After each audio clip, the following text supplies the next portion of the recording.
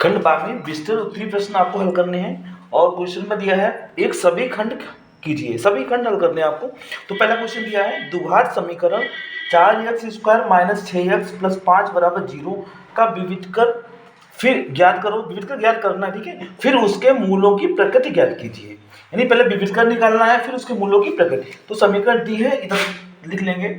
दिया 4x² minus 6x plus 5 equal to 0। तो इसकी तुलना कर लेंगे हम ax² plus bx plus c बराबर 0 से तुलना करने पर,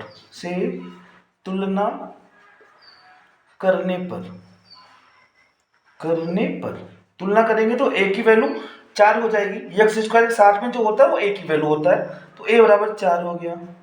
b कितना होगा, x के साथ में जो होता है वो b होता है, तो b तुम्हारा हो जाएगा माइनस का c 6 हो जाएगा। और तीसरा पार्ट जो होता है वो c होता है, तो c कितना हो जाएगा 5 हो जाएगा।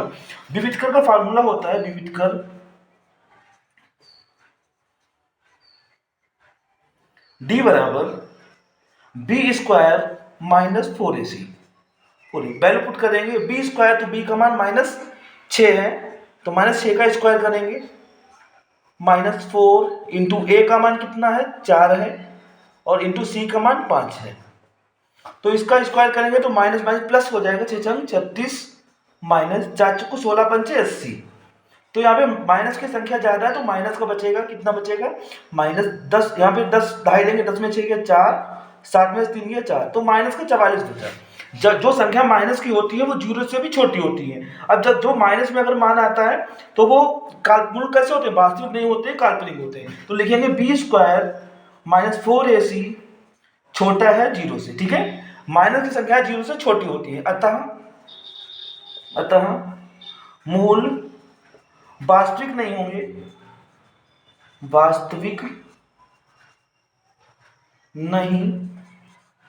ठीक है। वास्तविक नहीं होंगे तो कैसे होंगे, काल्पनिक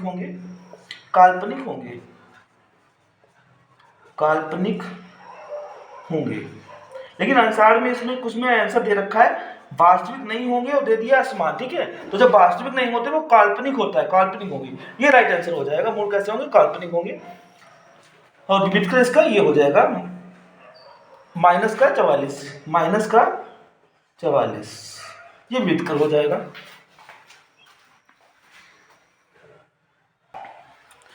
खाना नंबर दिया है एक वृत्त किसी चतुर्भुज ABCD की चारों भुजाओं को स्पर्श करता है, सिद्ध कीजिए कि AB प्लस CD बराबर BC प्लस DA। ये प्रूव करना है। और एक वृत्त है और चतुर्भुज ABCD की चारों भुजाओं को स्पर्श करता है। एक सर्किल बना लेंगे, मान लो ये हमने ये वृत्त बना लिया, ठीक है। और एक चतुर्भुज है वो इसको स्पर्श कर रहा है, ये देखो यहाँ पे स्पर्श बिंदु है, ये इस तरह से चतुर्भुज एक है वो इसको स्पर्श कर रहा है, ये हो गया,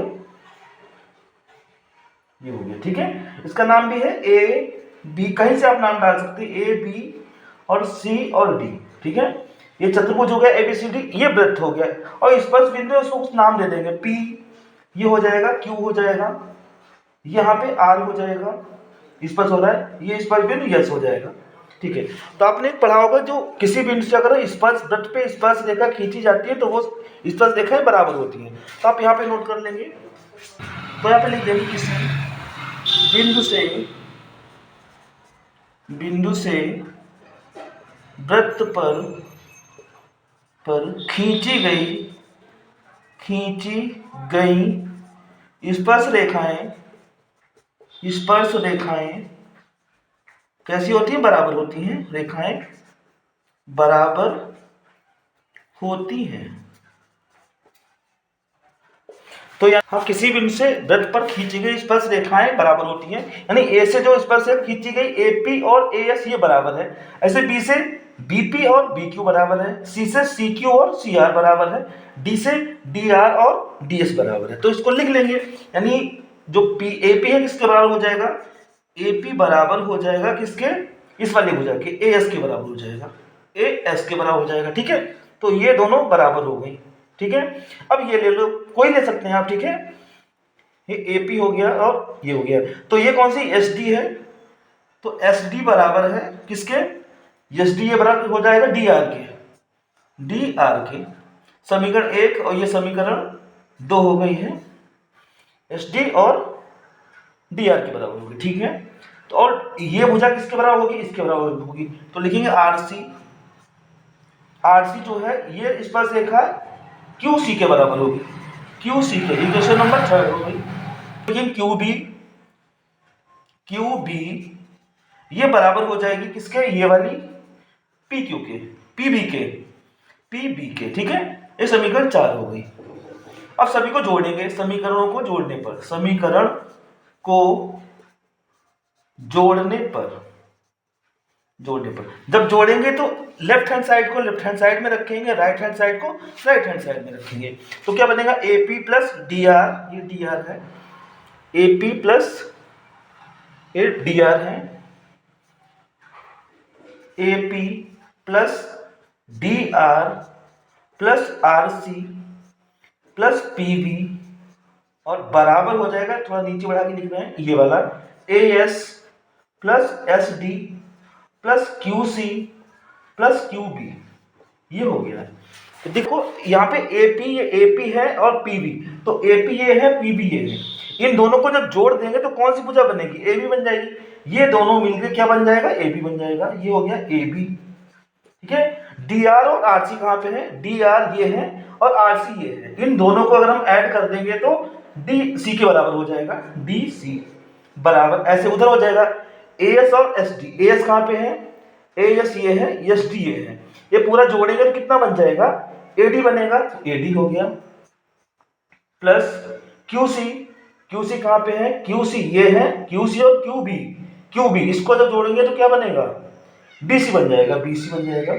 तो हमको यही सिद्ध करके लाना था, बस घुमा देना है, व्युत्क्रम कर देना है, वो उधर वाला ए बी डी सी, अच्छा सी डी डी सी एक ही बात है, तो ए डी और सही से लिख देंगे, तो ए बी, और इन्होंने सी डी लिखा है, इसको सी डी लिख दो, डी सी या सी डी बात एक ही होती है, और बी सी पहले लिख दो प्लस डी ए लिख दो, ठीक है। तो ये सिद्ध हुआ, ये प्रूव्ड हो गया, ये यही सिद्ध करना था, A B plus C D बराबर B C plus D A. अगला प्रश्न है नंबर, यदि कॉस ए माइनस बी बराबर √3/2 और साइन ए प्लस बी बराबर √3/2, और ए प्लस बी का जो जोड़ होगा, ए प्लस बी का मान है वो 0 डिग्री से ज़्यादा है और 90 डिग्री से छोटा है और बराबर भी है, छोटे का भी निशान है, बराबर भी है, ठीक है। और ए ग्रेटर देन बी, यानी ए का मान जो होगा वो बी से बड़ा है, तो ए और बी का मान बताओ, ठीक है। तो लिख लेंगे कॉस ए प्लस बी, नहीं ए माइनस बी है, ए माइनस बी बराबर √3/2, ठीक है। फिर लिखेंगे कॉस ए माइनस बी बराबर कितने, अभी तक कॉस है तो हमें ये देखना है कितने डिग्री का, कितने कॉस कम ये मान होता है, तो ये मान होता है कॉस 30 का, कॉस 30 का, ठीक है। कॉस से कॉस कैंसिल हो गया, तो आगे समीकरण यहाँ पे बन ए माइनस बी बराबर 30, इक्वेशन फर्स्ट हो गई, ठीक है। ऐसे दूसरी को भी हल कर लेंगे, दूसरा दिया साइन ए प्लस बी बराबर √3/2, तो साइन ए प्लस बी बराबर, ये साइन में देखना है कितने डिग्री का ये मान होता है, तो साइन 60 का ये मान होता है, तो यहाँ पे लिख सकते हैं साइन 60, तो साइन से साइन कट गया, ये इक्वेशन आ गई ए प्लस बी बराबर 60, ये समीकरण 2 हो गई, ठीक है। अभी दोनों को हम विलोपन विधि से हल कर लेंगे और ए और बी के मान आ जाएंगे, तो इसको यहाँ पे लिखना है दूसरे समीकरण को, ए प्लस बी बराबर 60, समीकरण ये पहली हो गई। लिखेंगे जोड़ने पर, जोड़ने पर ये तो कट जाएगा, एक प्लस का बी है माइनस का बी है, एक ये है एक ये, तो एक एक कितना 2a हो गया, यानी 2a हो गया बराबर, ये दोनों प्लस के हैं तो ऐड हो जाएंगे 90, अब 2 से काटेंगे इसको तो कितना आएगा 45, यानी a की वैल्यू कितनी हो जाएगी 45 डिग्री, a का तो मान आ गया, ठीक है। अब b का मान निकालना है, तो a का मान अब चाहे आप समीकरण 1 में रखें चाहे 2 में रखें, ठीक है, किसी में रख दे, तो a का मान समीकरण 2 में रखने पर, ठीक है, आप चाहे 1 में रखें चाहे 2 में रखें, 2 में रखने पर समीकरण 2 ये दे रखी है, तो हो जाएगा a प्लस बी बराबर 60, तो a का मान कितना है 45 है, तो 45 प्लस b बराबर हो जाएगा 60, तो b बराबर कितना हो जाएगा 60, और 45 उधर जाएगा तो माइनस का हो जाएगा, तो b बराबर कितना आ जाएगा, घटाएंगे तो 15, ये हो जाएगा। तो b का मान हो जाएगा 15 डिग्री और ये 45 डिग्री। तो यही मान पूछे गए हैं ए और बी के। ये आपका आंसर हो गया। ए की वैल्यू 45 और बी की वैल्यू जो है वो 15 डिग्री।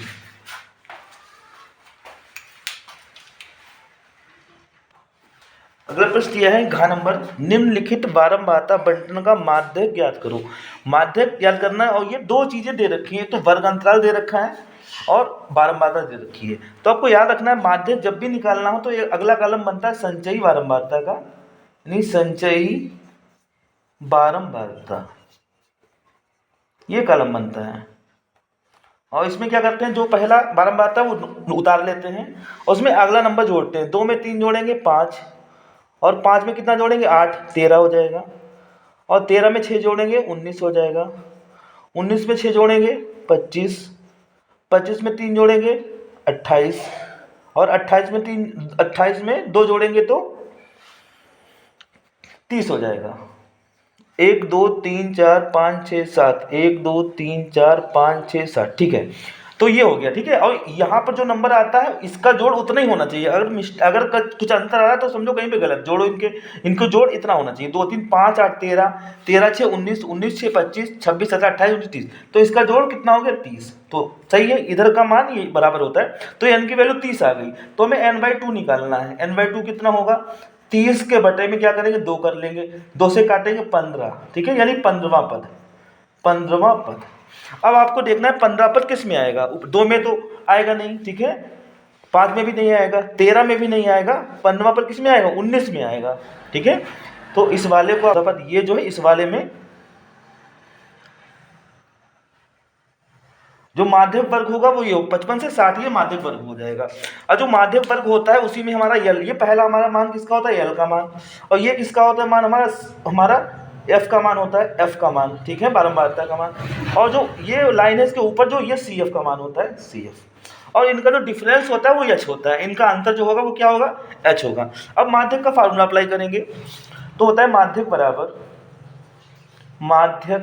बराबर एल प्लस ब्रैकेट में n/2 माइनस सी एफ और डिवाइड बाई एफ और यहाँ भी मल्टीप्लाई में एच, ये फार्मूला होता है माध्यक का। तो अप्लाई करेंगे पहले यल कितना है 55 है, प्लस n/2 निकाल चुके हैं 15 माइनस सी एफ 13 है 13 और अपान में एफ आएगा, एफ कितना है 6 है, इंटू एच कितना है हमारा, इनका डिफरेंस कितना है 5 का है तो 5 हो गया बराबर, और इसको इरेज कर दे थोड़ा ये, फिर हो जाएगा 55 प्लस ये घटाएंगे कितना 15 में 13 जाएगा 2 बचेगा तो 2 और गुणे 5 और बटे 6 इतना। अब इसको कट रहा है तो काट लेंगे, 2 से काटेंगे 2 3 6, ठीक है। तो ये हो जाएगा 55 और प्लस 3 से 5 को हम भाग कर लेंगे, ठीक है, कहीं भी आप भाग कर सकते हैं, इस साइड में देख लो 3 से हम 5 को भाग करेंगे, 3 एकम 3 बचा 2, तिछाक 18 हो गया, फिर 2 बचा, फिर 0 तिछाक 18। देखो बराबर 2 2 आता रहता है तो 2 अंकों तक आंसर निकाल लेंगे। अगर इधर जितना है उसके आधे से ज़्यादा है तो इसमें एक जोड़ देंगे, 3 का 1.5 होता है, 1.5 से तो ये ज़्यादा है ना, तो 66 को कितना मान लेंगे 67 मान लेंगे, यानी 1.67 लगभग में 1.67 ही हो जाएगा। अब इनको ऐड कर लेंगे, ये पूर्णांक 1 है, इधर पूर्णांक 55 है, तो 55 1 56 हो जाएगा, यानी 56.67, ये इसका राइट आंसर हो जाएगा, ये माध्यक हो जाएगा। अगला प्रश्न दिया है 2 अंकों की एक संख्या के अंकों का योग 9 है, इस संख्या का 9 गुना अंकों के पलटने से बनी संख्या का 2 गुना है, ठीक है, 2 गुना है, वह संख्या ज्ञात कीजिए, यानी संख्या निकालनी है। तो जब भी कभी इस टाइप के सवाल आए आपको मान लेना है, माना दहाई का अंक बराबर, माना दहाई का अंक बराबर, दहाई को हमने x मान लिया, ठीक है, और इकाई का अंक क्या होगा, इकाई का अंक हमने y मान लिया, ठीक है। तो संख्या हमारी क्या बनेगी, संख्या बराबर 10x + y बनेगी, ठीक है। यहाँ पे 10 क्यों लगाया, क्योंकि ये दहाई है, दहाई को 10 से गुणा कर दिया और इकाई को 1 से गुणा कर दिया, ठीक है। अब दोनों को जोड़ लेंगे तो संख्या हमारी 10x प्लस वाई बनेगी। जब भी आप दहाई को x इकाई को y मानेंगे तो संख्या आपकी 10x प्लस वाई ही बनेगी, ठीक है। इसके बाद में अब इक्वेशन, अब शर्त जो दी है वो लिख लेंगे। पहली शर्त क्या है, पहली कंडीशन है कि अंकों का योग 9 है। अंक कौन कौन से, एक x है एक y है, तो इनका योग इन्होंने बोल दिया है 9 है। ये हमारी समीकरण पहली हो गई, ठीक है। और दूसरी शर्त इन्होंने रखी है, फिर कहा इन्होंने संख्या का 9 गुना, तो संख्या ये इसका 9 गुना कर लेंगे, संख्या 9 गुना, यानी ये 9 से गुणा 9 गुना हो गया, 9 गुना। फिर बोला है कि अंकों के पलटने से बनी संख्या, इनके अंक पलट लेंगे, y की जगह x, x की जगह y, तो क्या हो जाएगा 10x है तो यहाँ पे y लिख देंगे प्लस y की जगह x। अंक पलटने वाली संख्या ये बन गई। अंकों के पलटने से बनी संख्या का 2 गुना है, इसका 2 गुना है, ये इक्वल है बोला है 2 गुना है, ठीक है। अब हल करेंगे, ब्रैकेट ओपन करेंगे, 9 से गुणा हो जाएगी, 9 दशामन 90x प्लस 9y बराबर 2 दशामन 20y प्लस 2x। अब सब इधर लाएंगे तो 90x प्लस 9y, 20y इधर आएगा माइनस का होगा, 2x आएगा ये भी माइनस का, बराबर का 0। अब 90x में से 2x जाएगा, 88x बचेगा, और 20y माइनस के हैं प्लस के 9y, तो माइनस का जब बड़ा है माइनस का बचेगा, माइनस का 11y बराबर 0। अब हम इसमें 11 कॉमन ले लेंगे, 11 कॉमन लेंगे, 11 × 88, 8x बचा, 11 से 11 इक्कम जाएगा, कट जाएगा, तो y बचेगा बराबर 0। उधर अगर 0 है तो 11 भी जाके उधर 0 बन जाएगा, तो समीकरण दूसरी क्या आ जाएगी, 8x माइनस y बराबर 0 के बटे में 11 जाएगा, तो यानी 0 हो जाएगा। ये हो जाएगा 8x माइनस y बराबर 0 बटे 11, यानी ये कितना हो 0 हो जाएगा। 0 को किसी से भाग करो 0 हो जाता है, तो समीकरण दूसरी आ गई 8x प्लस y बराबर 0, ये समीकरण दूसरी हो गई। अब इन दोनों को सॉल्व कर लेंगे। पहले कितनी दी थी, यहाँ पे माइनस है, अच्छा ये माइनस है। पहली समीकरण x प्लस वाई बराबर 9, ये पहली है, ठीक है। अब देखो यहाँ पे y बराबर है, प्लस माइनस है, ये ऐसे कट रहे हैं, तो लिखेंगे जोड़ने पर। जब निशान विपरीत नहीं होते हैं तो एक लिखा जाता है घटाने पर, उनको विपरीत करने के लिए, लेकिन यहाँ तो ऑलरेडी एक प्लस एक माइनस है, तो लिखेंगे जोड़ने पर। जोड़ने पर तो 8 और 1 x ये है, 9x हो जाएगा, ये पूरा कैंसिल हो जाएगा, इधर भी कितना बचेगा 9 बचेगा, तो x बराबर 9 के बटे में 9, यानी 1 आ जाएगा निकल के, तो x का मान कितना आ गया 1 आ गया। अब x का मान समीकरण 1 में या 2 में किसी में रख दो, दूसरा भी आ जाएगा, तो लिखेंगे x का मान समीकरण 1 में रखने पर, 1 में रखने पर समीकरण 1 कौन सी है, ये है x प्लस वाई बराबर 9, ये समीकरण 1 है। अब x की जगह कितना लिखें 1 लिखेंगे, प्लस y बराबर 9, तो y को रोकेंगे, 9 1 जाएगा माइनस का जाएगा, तो y बराबर हो जाएगा 8। तो एक तो ये y की वैल्यू आ गई है, और x की वैल्यू कितनी आई थी, यहाँ पे x बराबर 1 आया था, तो x y की वैल्यू आ गई। अब संख्या पूछी जा रही है, तो संख्या ये है, इसमें मान डाल देंगे, लेकिन संख्या बराबर क्या मान थी 10x प्लस वाई, तो 10 और x का मान कितना 1 है, प्लस y का मान 8 है, तो 10 एकम 10 प्लस 8, यानी हमारा आंसर हो जाएगा 18। तो संख्या कितनी हो जाएगी 18 हो जाएगी। x की वैल्यू 1 और y की वैल्यू 8 रखी यहाँ पे, तब कितना 10 एकम 10 हो गया और प्लस 8, तो 10 8 18, ये हमारा आंसर हो जाएगा, यानी संख्या कितनी है वो 18 हो जाएगी। अगला प्रश्न दिया है निम्नलिखित आंकड़ों का बहुलक ज्ञात करो, यानी बहुलक निकालना है। वर्ग अंतराल दे रखा है 0 से 10, 10 से 20 इस प्रकार, और बारंबारता भी दे रखी है, ठीक है। तो बहुलक में आपको पता होगा जो सबसे बड़ा हमारी बारंबारता होती है वो हमारा f1 का मान होता है। तो सबसे बड़ा नंबर कौन सा है 20 है ये, ठीक है, इसको आप अंडरलाइन कर लेना है, ठीक। जो सबसे बड़ी बारंबारता होती है उसी से हमें बहुलक वर्ग मिल जाता है। अगर एक नंबर में कभी भी पूछा जाता है बहुलक वर्ग कितना, तो 40 से 50 आपका बहुलक वर्ग हो जाएगा। लेकिन बहुलक निकालना तो ये मान होता है f1 का, इसके ऊपर वाला f0 और इसके नीचे वाला f2 होता है, ठीक है, और ये आपका यल होता है, और इनका जो डिफरेंस होगा वो h होगा। अंतर कितने का 10 है, तो h का मान कितना हो जाएगा 10 हो जाएगा। अब माध्य का फार्मूला, वो बहुलक का फार्मूला लगाएंगे, तो बहुलक बराबर होता है, बहुलक बराबर L plus F1 minus F0 बटे 2F1, ये F1 है यहाँ पे, F1 minus F0 minus F2 और गुणे में H होता है। ये फार्मूला होता है बहुलक का। वैल्यू पुट करेंगे तो L कितना है हमारे पास 40 है। जो पहले वाला मान, ये L1 L2 होता है तो पहले वाला मान होता है वही अप्लाई होता है, L की जगह 40 हो जाएगा। प्लस F1 कितना है 20 है, माइनस F0 कितना है हमारे पास 12 है, अपान में 2F1 यानी 2 की F1 से गुणा, 2 इंटू कोई निशान नहीं तो गुणे का चिन्ह आता है, 2F1 माइनस F0 कितना है, F0 कितना है 12 है, माइनस F2 कितना है 11 है, ठीक है, और इंटू H कितना है, इनका अंतर कितना है 10 है।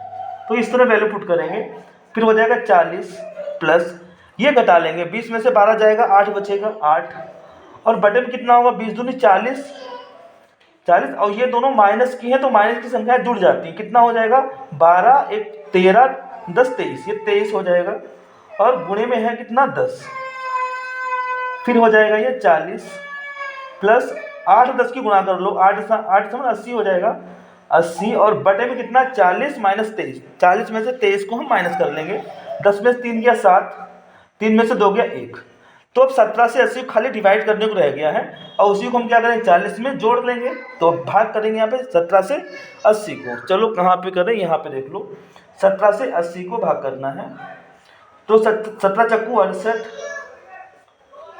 10 में से 8 गया 2, यहाँ पे बचा 1, 12 हो गया, संख्या नहीं बची, पॉइंट लगा के हम 0 लगाएंगे, ठीक है। फिर कितना हो जाएगा 17 छक्का 117 सत्ते 119, 17 सत्ते 119, एक बचा, तो पॉइंट लगाए तो पॉइंट में हर बार में 0 लग जाएगा, 0 लगा, लेकिन अब भी पहाड़ा नहीं जा रहा है तो यहाँ पे 0 लगा देंगे, ठीक है, और फिर यहाँ पे हम 0 बढ़ाएंगे, ठीक है, 0 बढ़ाएंगे, लेकिन 2 ही अंक तक उत्तर देना है, तो अगला अंक कितना आएगा 17 सत्ते हो जाएगा 17 चक्कू 68, 17 पन्ना 85, 17 पन्ना हो जाएगी, 5 बार जाएगा 17 पन्ना 85। तो आप तो या तो आप ये आंसर दें, लेकिन अगर 2 अंकों में आंसर देना है तो तीसरा अंक 5 से ज़्यादा या 5 हो तो एक अंक इसमें जुड़ जाता है, ठीक है। अगर ये 4 5 से कम होता तो 70 ही रहता, 5 या 5 से ज़्यादा हो तो 70 की बजाय 71 हो जाएगा, तो आप लिख सकते हैं 4.71, ठीक है, 5 या 5 से ज़्यादा हो तो एक जुड़ जाएगा 71। वैसे आप अगर पूरा लिख देंगे 3 अंकों में तब भी आपका सही है। अब जोड़ेंगे 40 4 44 हो जाएगा, 44.71, ही आपका राइट आंसर हो जाएगा।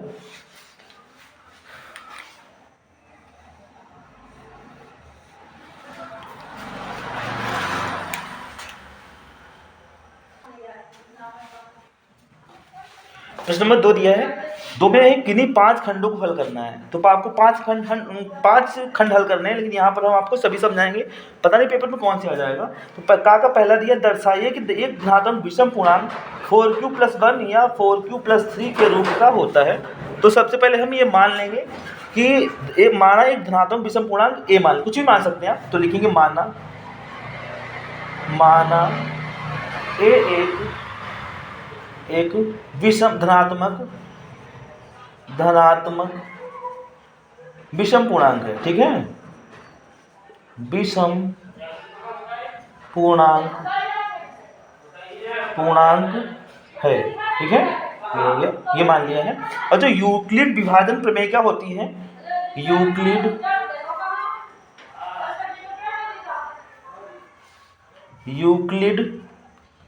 विभाजन प्रमेयिका से,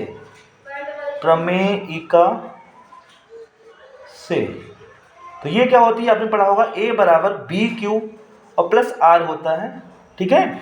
तो आर का मान हमेशा जो b है उससे छोटा होगा, b से बड़ा नहीं हो सकता, 0 से बड़ा और b से छोटा, तो r की वैल्यू हमेशा क्या होगी, 0 से बड़ा होगा, 0 के बराबर भी होगा, लेकिन b से हमेशा छोटा होगा, ये शेषफल, ठीक है, आर मतलब रिमाइंडर बोलते हैं।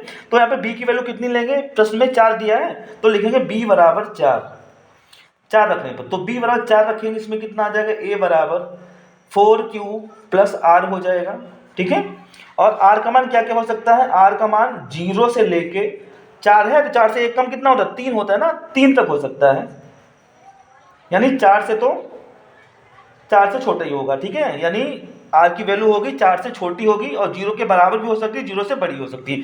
तो आर के मान कौन से हो सकते हैं? आर बराबर 0 हो सकता है, 1 हो सकता है, 2 हो सकता है और 3 हो सकता है। 4 तो हो नहीं सकता, 4 से छोटे हो सकते हैं, तो 4 के छोटे यही तो मान होते हैं। अब समीकरण ये जो 1 दिख रही है आपको, इसमें सभी वैल्यू डाल देना है। पहले आर बराबर 0 रखेंगे, आप इधर देख लो, आर बराबर 0, तो क्या हो जाएगा? ए बराबर 4q प्लस 0, तो 0 जोड़ेगा 4q ही रहेगा, ठीक है। फिर दूसरा, अब आर बराबर कितना रखेंगे? 1 रखेंगे, 1, तो क्या हो जाएगा?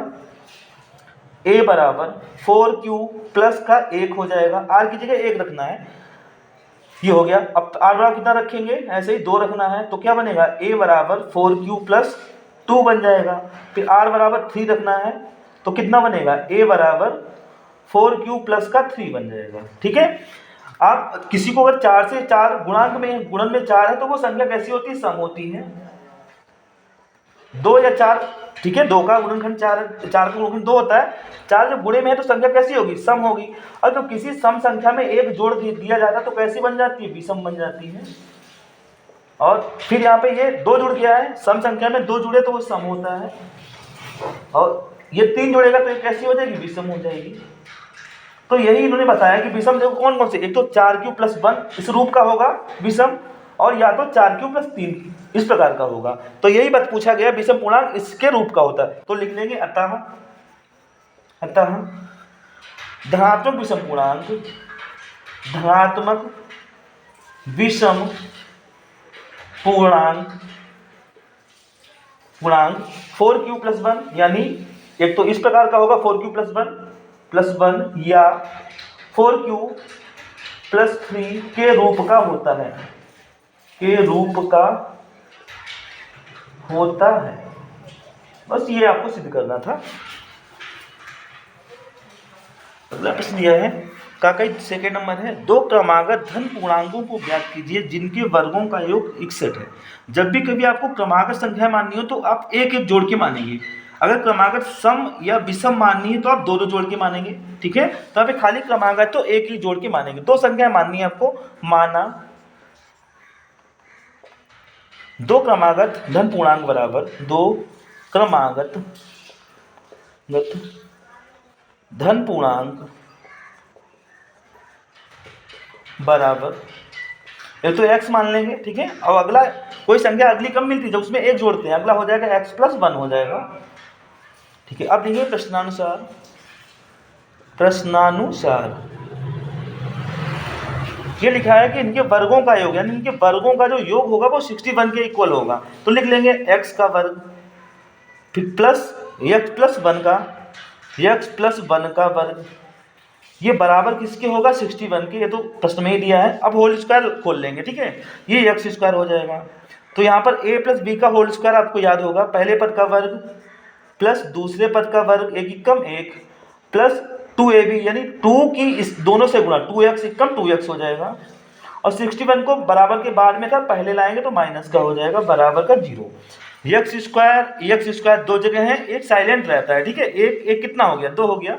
2x स्क्वायर, एक लिखा नहीं होता लेकिन यहाँ पे एक माना जाता है, 2x स्क्वायर, और x कितने हैं? 2x हैं, और 61 है, माइनस का प्लस का है 1, माइनस के ज़्यादा है तो माइनस का कितना? 60 बचेगा, बराबर 0। अब 2 कॉमन मिल रहा है, कॉमन ले लेंगे, तो x square plus x minus 30 बराबर 0। उधर 0 है तो 2 भी उधर जाके 0 हो जाएगा, तो समीकरण आ जाएगी x square plus x minus का 30 बराबर 0, ये आ गई।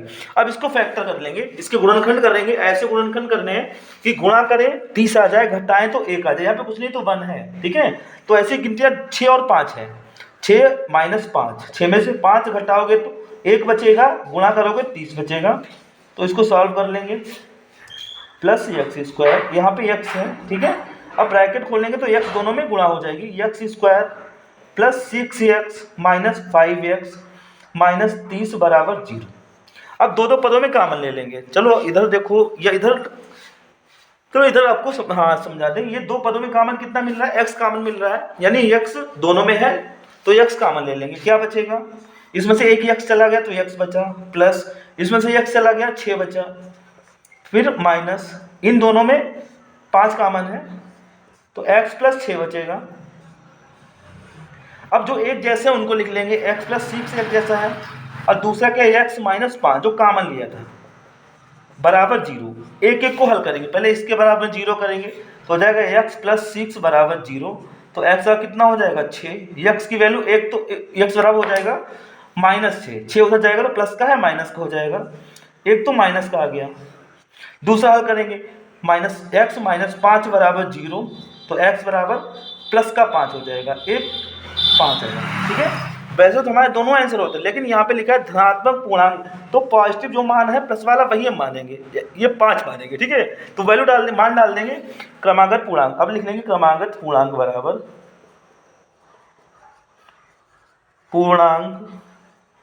बराबर कौन कौन से मान थे, एक x माना था, दूसरा x प्लस 1 माना था। मान प्लस वाला डालेंगे, प्लस में 5 है तो 5 हो गया, दूसरा 5 प्लस 1 यानी 6 हो गया। तो पूर्णांक कौन कौन से हैं, 5 है और एक 6 है। ये आपका राइट आंसर हो जाएगा कि पूर्णांक 5 और 6, ये राइट आंसर होगा। तो अगला प्रश्न दिया है खा नंबर, एक सीधा राजमार्ग एक मीनार के पार तक जाता है। मीनार के शिखर पर खड़ा आदमी एक कार को 30 अंश के अवनमन कोण पर देखता है। 6 सेकंड बाद कार का अवनमन कोण 60 अंश हो जाता है। इस बिंदु से मीनार के पार तक जाने में लिया गया समय ज्ञात कीजिए। यानी एक राजमार्ग है, मान लो ये राजमार्ग है, ठीक है, और ये मीनार के पार तक जाता है, मीनार का शीर्ष हो गया, ये पार हो गया, ठीक है, पार तक जाता है। और मीनार पे खड़ा एक व्यक्ति है, वो यहाँ पे मान लो कार को देखता है, यहाँ पे थोड़ा इधर बढ़ा, यहाँ पे देखता है, ठीक है। ऊपर से नीचे देखते हैं तो अवनमन कोण बनता है, नीचे से ऊपर देखते हैं तो उन्नयन कोण बनता है। तो ऊपर खड़ा व्यक्ति ये देखता है कार को, मान लो कार यहाँ पे है, ए बिंदु पे है, ठीक है, तो कितने डिग्री का ये अवनमन कोण है, कितने डिग्री पे, 30 अंश पे देखता है, तो ये 30 अंश का अवनमन है, जितना ये होता है उतना ये हो जाएगा 30 अंश, ठीक है। उसके बाद में कार चलती जा रही है, एक समान चाल से चलती जा रही है कार, मान लो 6 सेकंड में यहाँ से यहाँ पहुँच जाती है, यहाँ से यहाँ तक कितना समय है 6 सेकंड, 6 सेकंड यहाँ से यहाँ पे पहुँच गई, ये बिंदु हो गया बी, ठीक है। अब उसने देखा तो अब अवनमन कोण जो था वो कितने डिग्री हो गया, ये पूरा यहाँ से यहाँ तक 60 डिग्री हो गया, कितना हो जाता है 60 अंश हो जाता है, ये 60 अंश हो गया, तो ये 60 हो गया, तो ये भी कितना हो जाएगा 60 हो जाएगा। अब इस मीनार को हम कुछ नाम दे देंगे P और Q, और मीनार की ऊंचाई को हम H मान लेंगे, ठीक है, H मीटर मान लेंगे, ये मीनार की ऊंचाई है। और यहाँ से यहाँ तक ये कह रहा है इस बिंदु पे गाड़ी पहुँच गई, यहाँ से यहाँ तक तो 6 सेकंड लगा, लेकिन कह रहा है इस बिंदु से पार तक जाने में कितना समय लगेगा, तो इसको हम कितना T मान लेंगे, यानी यहाँ तक जाने में कितना समय लगेगा 30 समय लगेगा। तो अब लिख लेंगे माना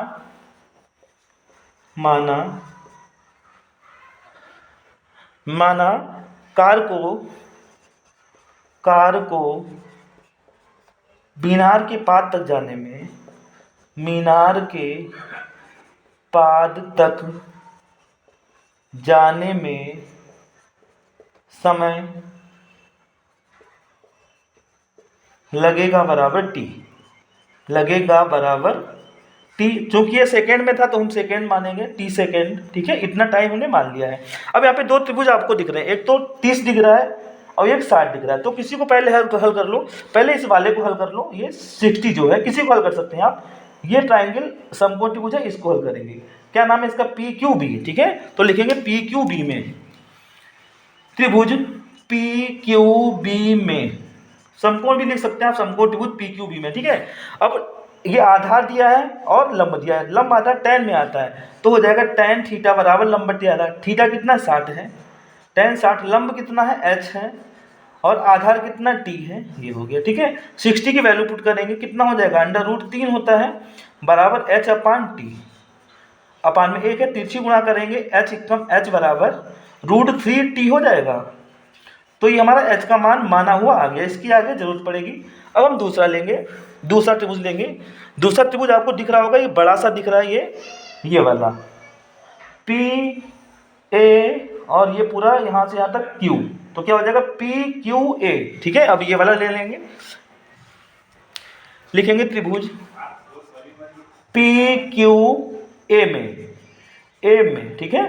तो इसमें क्या हो जाएगा, इसमें भी ये 30 है, तो tan 30 बराबर बराबर tan बराबर लंब बटे आधार होता है, लंब तो वही रहेगा सीधी लाइन h बटे आधार, आधार यहाँ से इतना 6 है इतना t है, तो दोनों को ऐड कर लेंगे 6 + t हो जाएगा, t हो जाएगा। ठीक है, tan तीस का मान 1/√3 होता है, बराबर h की वैल्यू हम निकाल चुके हैं √t बराबर अपान में 6 + t।